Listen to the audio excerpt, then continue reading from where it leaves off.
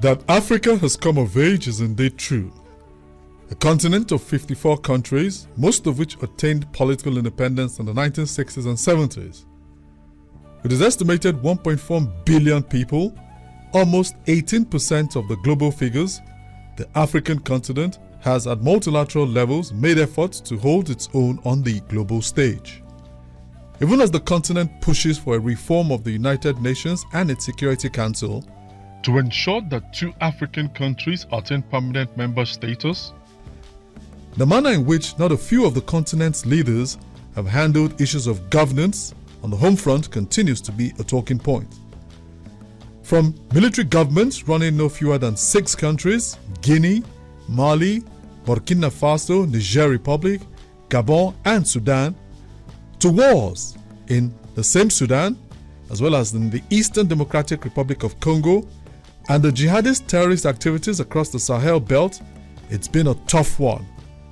The continental body, the African Union, only weeks ago held its annual summit, with the leaders pledging to tackle the myriad of issues with which the continent is faced.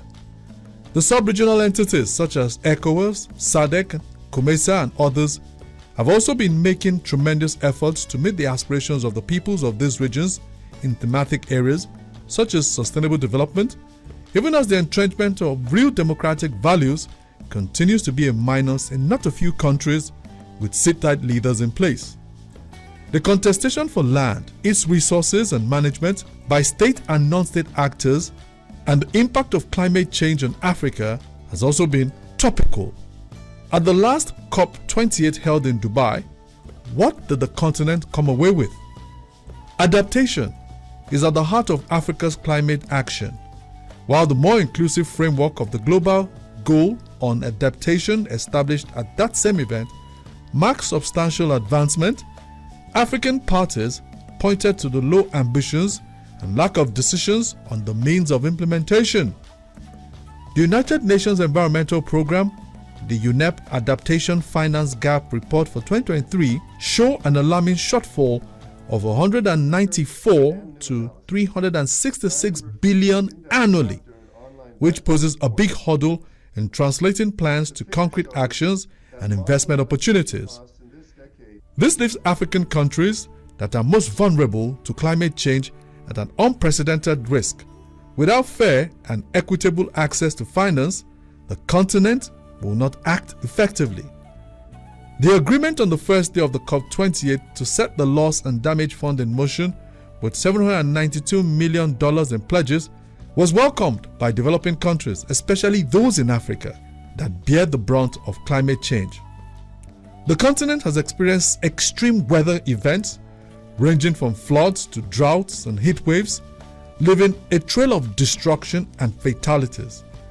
According to the World Resources Institute, Africa will require between $290 billion and $440 billion between 2020 and 2030 to finance loss and damage needs, which points to the huge gap between what's been promised and the reality on the ground.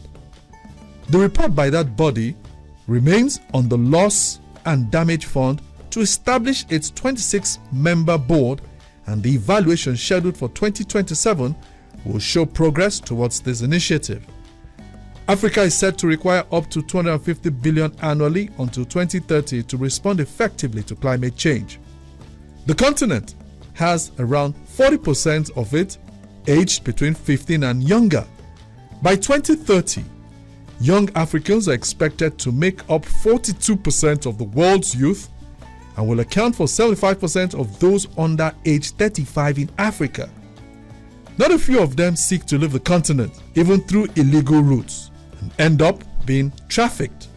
A greater majority strive to get into gainful employment, even though there really are those who are breaking barriers and are budding entrepreneurs, garnering accolades.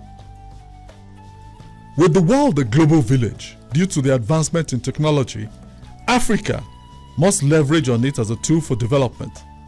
The Savannah Center for Diplomacy, Democracy and Development, in partnership with the Stimson Center in Washington, D.C. and 18 other partners, put together this African Regional Dialogue, as a prelude to September's Summit of the Future holding under the auspices of the United Nations, and it has as its theme the Africa we want and the United Nations we need. Here's wishing all delegates from Africa and beyond fruitful deliberations.